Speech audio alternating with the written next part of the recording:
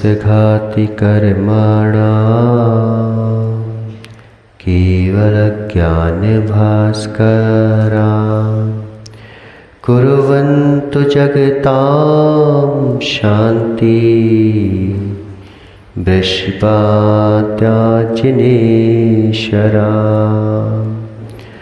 जानकीतटिकं मे निर्मल शुभ शुद्धि भावे रमयोड़ परम सिद्धे सुतच्च सारं पवोच्छामि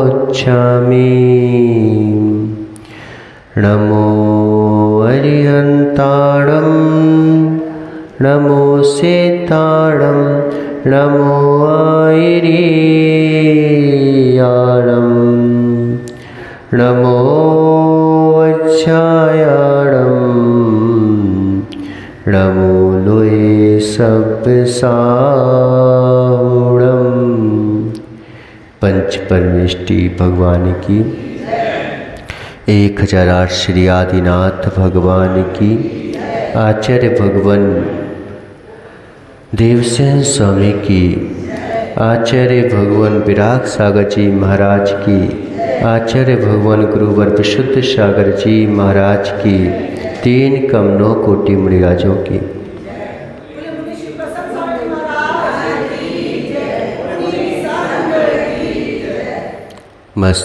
मनुष्यों, यह परम मांगलिक ग्रंथ तत्वसार है। इसमें आचार्य भगवान गहनतम जो है सूत्रों को प्रदान कर रहे हैं, लेकिन क्या करें शांतिलाल जी, क्या करें। हमारे आचार्य भगवंतों ने बहुत गहनतम सूत्र प्रदान किए, लेकिन गहन में जाने के लिए बहुत पुरुषार्थ चाहिए। हम घबरा जाते हैं, गहन अंधकार में जाते हैं, गहन जो है गहराई में जाते हैं तो हम घबरा जाते हैं। तुम्हारे पास ऑक्सीजन है कि नहीं है? क्यों अभी? क्यों शांतिलाल जी, ऑक्सीजन है कि नहीं तुम्हारे शरीर में अभी? है कि? ऑक्सीजन है। ऐसे ही आत्मा तुम्हारे पास है, लेकिन क्या वह ऑक्सीजन से तुम जो हो समुद्र के मोती निकाल सकते हो क्या? कई लोग कहते हैं ना कि परमात्मा तो मुझे ही बनना है, परमात्मा तो मेरी ही सामर्थ्य है। अगर वो परमात्मा है जो सिद्धालय में बैठे हैं और वे ही परमात्मा बने रहे और हम परमात्मा ना बन सके, तो ऐसे परमात्मा से फायदा क्या? कोई फायदा है क्या? अगर कोई नौकरी भी करता है तो क्यों करता है? नौकरी करने के लिए नौकरी करता है कि नौकरी ना करना पड़े इसलिए नौकरी करता है? बेचारे पढ़ लिख के आजकल नौकर बनने के लिए पढ़े लिख रहे हैं। अपने गांव की जमीन जायदाद को छोड़ करके, क्यों? सब यहीं के हो, उदयपुर के? क्यों सब यहीं पे हो? कहाँ के हो? कोई भिंडर का है, कोई सड़े बासेड़ा का है, कोई सड़ेरा का है, का पता कौन कौन सीढ़े का है? वहाँ पर मालूम चला छोड़ करके बेचारे यहाँ पर बैठे हैं। यहाँ पर देखा मैंने कि इतने बड़े बड़े मकान जायदाद सब छोड़ करके आप बेच बाच करके और कहाँ पे आए हो? उदयपुर आ गए। और कहाँ फ्लैट में रह रहे हो तुम? इतने बड़े बड़े ज़मीनें छोड़ करके और यहाँ पर फ्लैट में रह रहे हो, ना नीचे की ज़मीन तुम्हारी है ना ऊपर की ज़मीन, आकाश तुम्हारा है।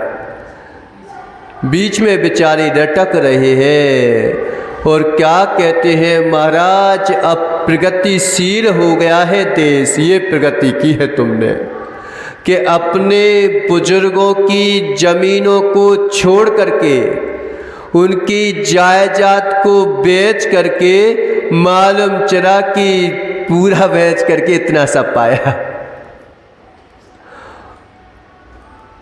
घाटे का सौदा है कि फायदे का है? समझो क्या बोल रहे थे कि ऑक्सीजन तो तुम्हारे पास है, ऑक्सीजन की कमी नहीं है। ऐसे ही आत्मा तो तुम्हारे पास है, आत्मा में किसी प्रकार की कमी नहीं है। लेकिन क्या करें, क्या करें? मनुष्य कामना है परमात्मा होने की, लेकिन बीच में पड़ाव बहुत पड़ते हैं, बीच में पड़ाव बहुत है। और पड़ाव को अगर मंजिल बांध लेता है तो मंजिल से वंचित हो जाता है। परमात्मा को कभी कर्ता मत बना के बैठा लो। जहां तुमने परमात्मा को कर्ता बना के बैठा दिया, वहां तुम्हारी स्वतंत्रता का हनन हो जाएगा। करोगे अपने मन की और बोलोगे परमात्मा करवा रहा है। परमात्मा ने शादी करवाई है शांतिलाल जी तुम्हारी,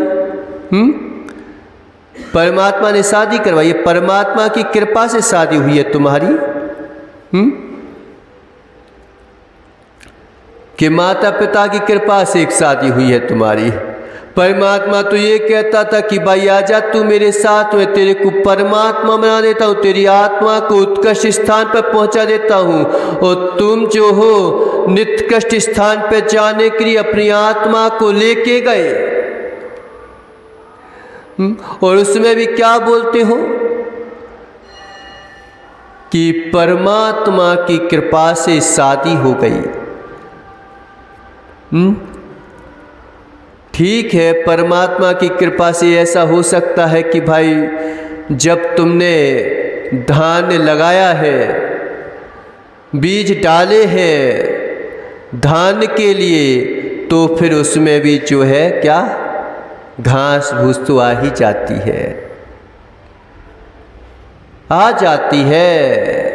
पुण्य होता है तो ये काम भी आ जाते हैं। ये सब चीज़ें निमित्त नैमित्तिक संबंध से सब मिल जाती है।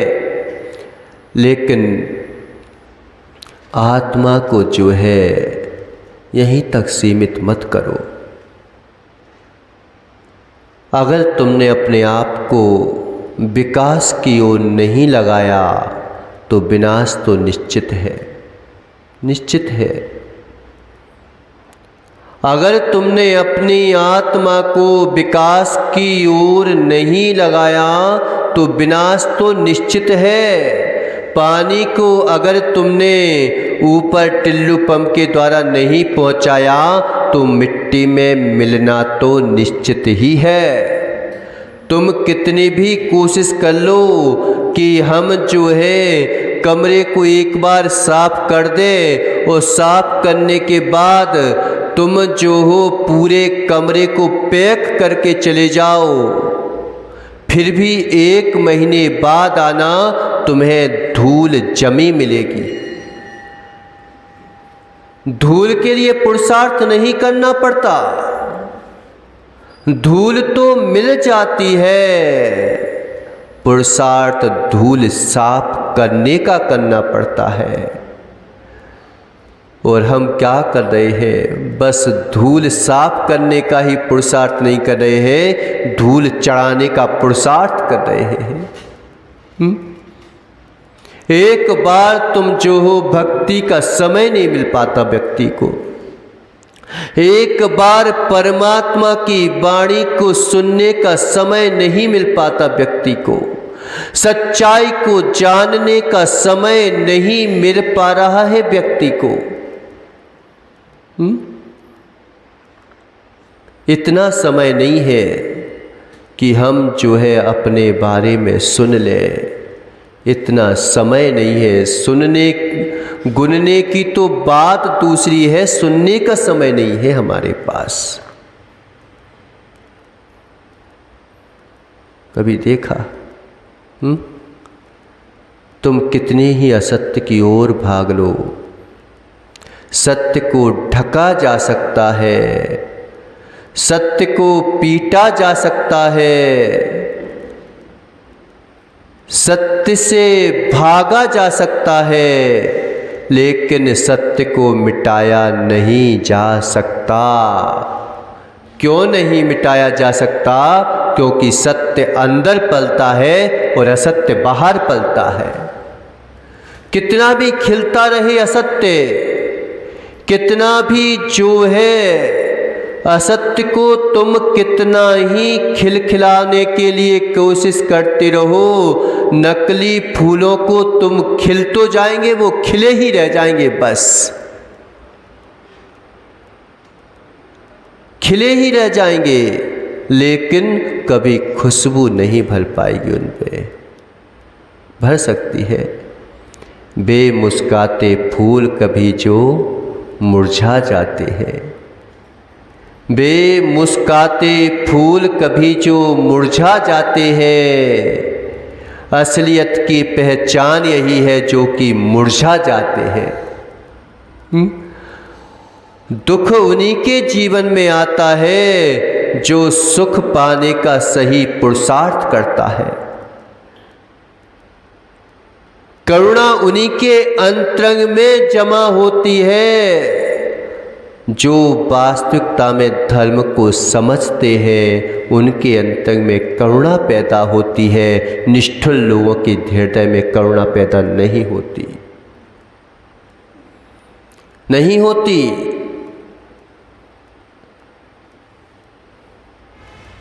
बेमुस्काते फूल कभी जो मुरझा जाते हैं, असलियत की पहचान यही है जो कि मुरझा जाते हैं।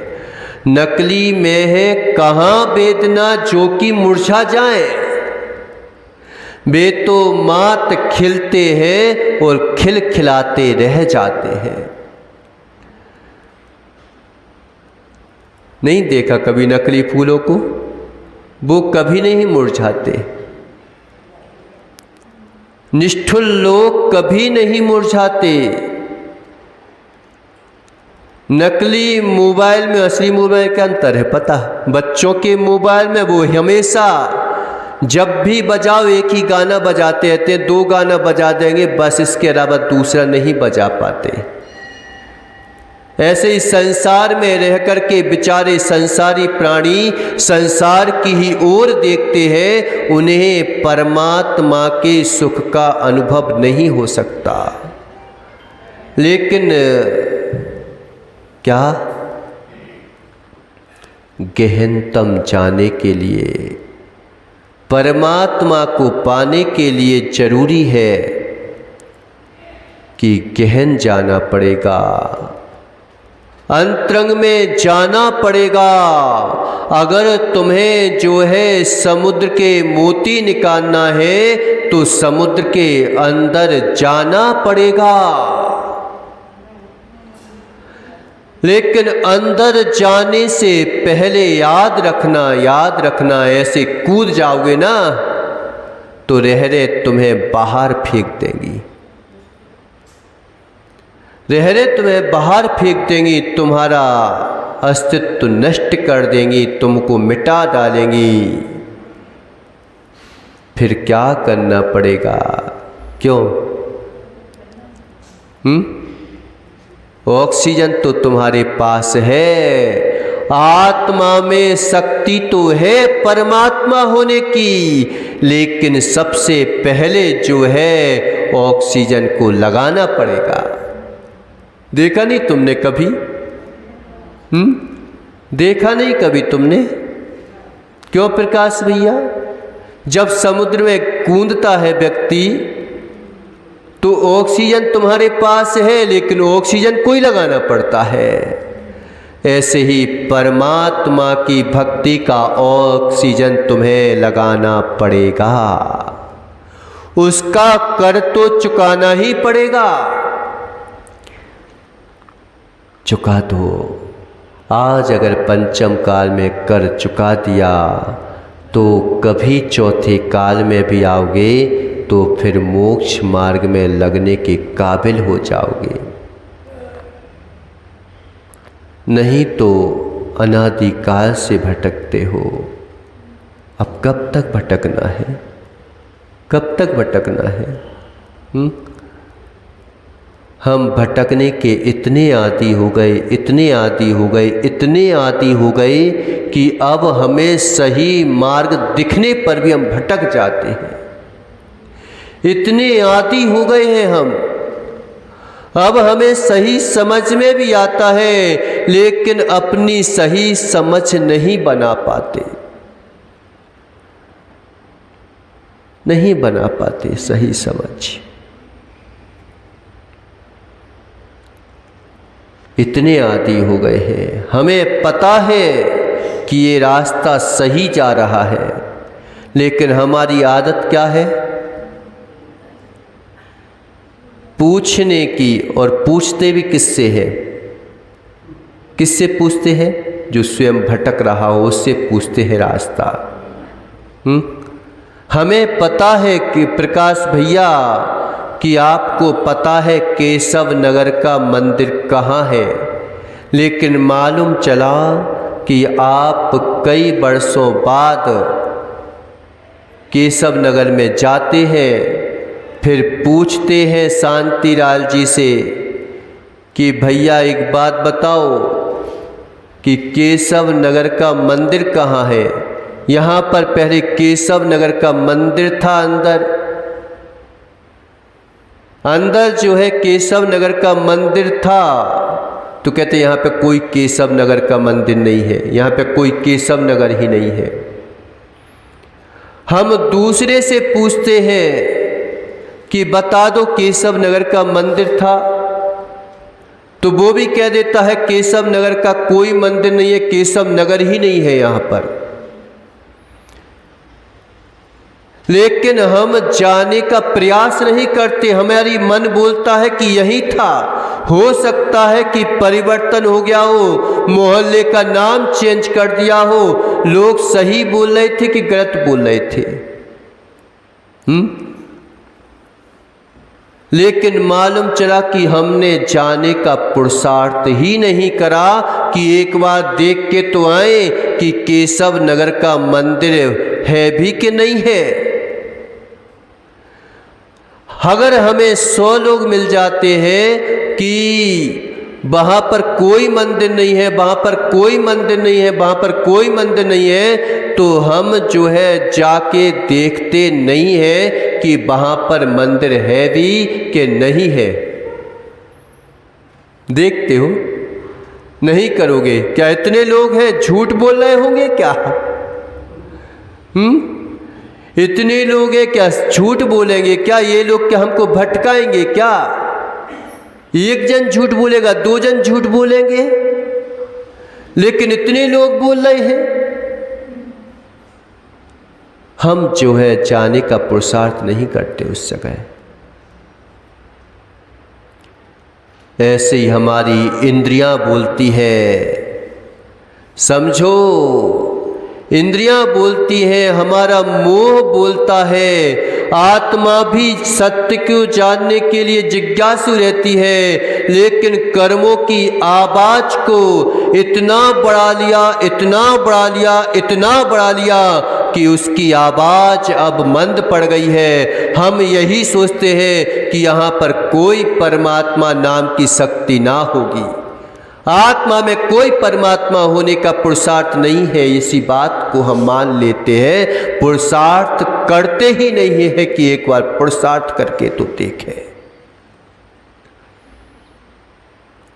हमें पता है सत्य मार्ग है, लेकिन जाके नहीं देखते इतने लोग क्या गलत बोलते होंगे। और दूसरी बात, अगर गलत बोलते भी है तो दूसरी बात ये होती है कि चलो भाई ये शांतिलाल जी नरक जाएंगे तो हम भी नरक चले जाएंगे, इससे क्या फर्क पड़ने वाला, वो जा रहा है तो मैं भी चला जाऊंगा, मेरा भी गति बिगड़ गई उसके साथ मैं भी डूब जाऊंगा तो क्या सके, साथ तो है कोई। हम गलत लोगों के साथ में पड़ जाते हैं, लेकिन एक बार सही लोगों के साथ में पड़ने का पुरुषार्थ नहीं कर पाते।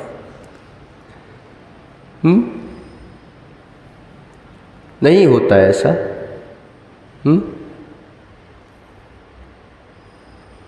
नहीं होता, बिल्कुल ऐसा ही होता है। हमने जाने का पुरुषार्थ नहीं किया, जानने का पुरुषार्थ नहीं किया। हम उन्हीं लोगों के साथ में जो सब जा रहे हैं तो एक भीड़ में शामिल हो गए कि अब जो है यही सब कुछ है, हजारों लोग झूठ नहीं बोलेंगे, चाहे मुझे मेरा स्थान मिले चाहे ना मिले, लेकिन मैं उनके साथ जाने को तैयार हो जाता हूं, तैयार हो जाता हूं। लेकिन कभी अपने आत्मा का सुनाई नहीं करते, उसको सुनने का पुरुषार्थ नहीं करते, उसको जानने का पुरुषार्थ नहीं करते, नहीं करते। कभी किया? प्रलोभन हमेशा जो है विपरीत वस्तुएं देती है, समीचीन वस्तु कोई प्रलोभन नहीं देती, क्योंकि समीचीन वस्तु प्रलोभन देने लग जाए तो फिर समीचीन बची ही कहाँ। वो कभी प्रलोभन नहीं देते, कभी चूहे आकर्षित नहीं करते। जो जितनी विपरीत वस्तुएं होती है उतनी ही चूहे आकर्षित करती है, उतनी ही प्रलोभन देती है। मोह हमेशा प्रलोभन देता है, और ऐसा प्रलोभन देता है, ऐसा प्रलोभन देता है कि जो हमसे विपरीत है वो प्रलोभन देगा। जो हमारे पास है उसका प्रलोभन कभी नहीं देता, उसमें प्रलोभन होता ही कहाँ है। अगर उसमें भी प्रलोभन हो जाए तो मोक्ष कैसे जाए जीव? नहीं जा सकता। हमेशा देखना, तुम कॉलेजों में देखना, स्कूलों में देखना कि 10 लड़के आपस में बात कर रहे हो, उनकी बातें देखना, तटस्थ होकर निहारना, और एक विषमलिंगी जीव वहाँ पर आ जाए फिर उनकी बातों में देखना, अंतर पड़ जाएगा। आप अगर घर में बैठे हैं और घर में बैठे हैं, बनियान पहन के बैठे हैं, पैंट पहन के बैठे हैं, और अगर दोस्त आया तो तुम बनियान पहने भी जो है गेट खोल दोगे, लेकिन कोई और आ जाए तो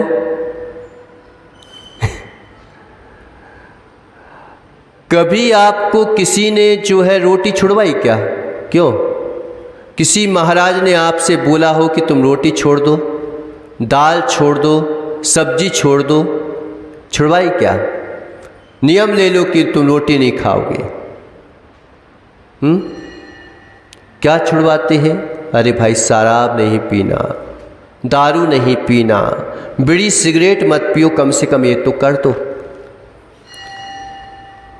भाई ऐसी चीज़ें मत खाओ जो ज़्यादा प्रलोभित करती हैं, ज़्यादा राग द्वेष उत्पन्न करती है। दिन की अपेक्षा जो है रात्रि के भोजन में ज़्यादा आकर्षण होता है, क्योंकि उसमें बढ़िया क्या होता है कि सब जीभ पिस गए हैं ना, और उनको खाने में मज़ा आता है।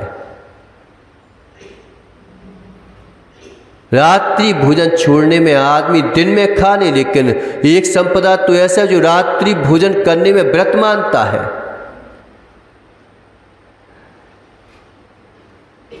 रात्रि के भोजन करने में और दिन के भोजन करने में कितना अंतर रहता है। देखो कि रात्रि के भोजन करने में तुम्हारी राग प्रवृत्ति ज़्यादा बढ़ जाती है, आसक्ति ज़्यादा बढ़ जाती है, पिल्लोभन ज़्यादा बढ़ जाता है। लेकिन वही पिल्लोभन दिन के भोजन में नहीं बढ़ता। दारू पीने में पिल्लोभन ज़्यादा बढ़ता है, लेकिन पानी पीने में पिल्लोभन नहीं बढ़ता। मालूम चाहे कि तुम टैंकरों के टैंकर पानी पी गए। कितना पानी पी लिया होगा शांतिलाल जी आपने? कितना पानी पी लिया? लेकिन कभी आपको ऐसा लगा कि उसने पिल्लोभन दिया हो? वो हमारी जरूरत है, वो पिल्लोभन नहीं देती। लेकिन एक व्यक्ति शराब पीता है, दारू पीता है, और मालूम चला कि उसके घर में लड़ाई होने लगती है। वह सोचता है कि मुझे छोड़ना है, लेकिन छोड़ नहीं पाता। ये पीते हुए भी जो है इसमें सामर्थ्य छोड़ने की, और नहीं भी छूटे तो भी पिल्लोभन नहीं दे रही है वो चीज। लेकिन दारू एक ऐसी चीज है कि आदमी को लत पड़ जाती है। क्यों बोला व्यसन? व्यसन यानी आदत। लेकिन आदत जो है इन्हीं की क्यों पड़ती है, रोटी की क्यों नहीं आदत पड़ती? क्यों नहीं पड़ती? धर्म की आदत नहीं पड़ती, अधर्म की आदत पड़ेगी। अंदर से धर्म बोलता रहेगा कि भाई वहां भी सुनना चाहिए, सत्य तो वह है, लेकिन आदत उसकी पड़ जाती है। क्यों? पिल्लोभन हमेशा विपरीत वस्तुएं देती है। विपरीत वस्तुएं आपको पिल्लोभित करती हैं, समीचीन वस्तु आपको पिल्लोभित नहीं करती। आपकी कितनी भी सुंदर कन्या वो पत्नी हो, कुछ समय तक पिल्लोभन करेगी, और फिर जब घर में आ जाती है तो फिर तो ऐसा लगता है कि दूसरे की पत्नी अच्छी है, भले ही वो कितनी भी कुरूप हो, वो पिल्लोभन नहीं करेगी। आपने अगर महल भी खड़ा कर लिया तो कुछ दिन तक वो महल अच्छा लगेगा, उसके बाद वो महल जो है आपको सामान्य दिखने लगेगा। फिर तो दूसरे की हो सकता है झोपड़ी भी अच्छी लगे।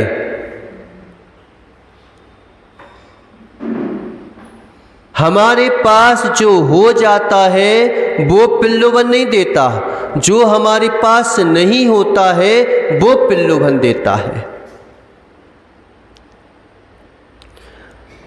आगम में तो यहां तक की बात आई है कि अमृता देवी और यशोधर राजा,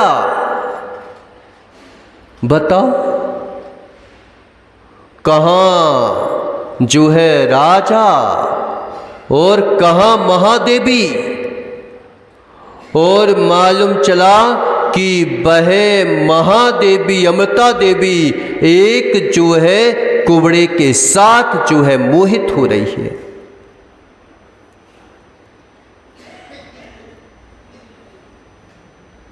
क्या बोलोगे तुम? पिल्लोभन हमेशा विपरीत वस्तुओं का होता है। जो हमसे विपरीत है वो दिखाई देती है, लेकिन अपने आप को उनसे विपरीत व्यक्ति नहीं ले जा पाता, मुश्किल पड़ जाता है।